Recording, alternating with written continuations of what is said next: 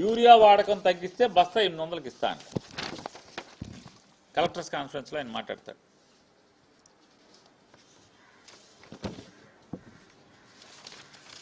ఏడాదిలో నేరాలు తగ్గాలి.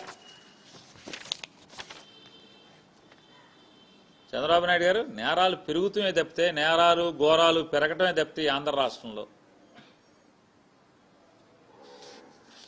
ఎక్కడన్నా నేరాలు ఘోరాలు తగ్గినాయా అని అడుగుతున్నాను. ఆడపిల్లల మీద దాడులు, ఆడపిల్లల మీద హింస, ఆడపిల్లల మీద అఘాయిత్యాలు, ఆడపిల్లల్ని చెరబట్టి హత్య చేయటాలు మీరెక్కిన 19 మాసాలు 20 మాసాల్లో ఎంత పెరిగిపోయినాయి అనేది కనీసం మీకు స్పృహ లేదా అని అడుగుతున్నాను.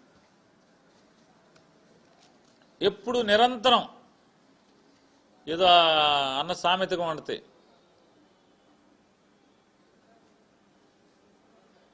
పక్కింటి వాళ్ళ కూర రుచిగా వండుతానట్టుగా మీ పవన్ కళ్యాణ్ గారు డిప్యూటీ సీఎం గారు ఆయన శాఖను గాలికి వదిలేస్తూ ఉంటాడు.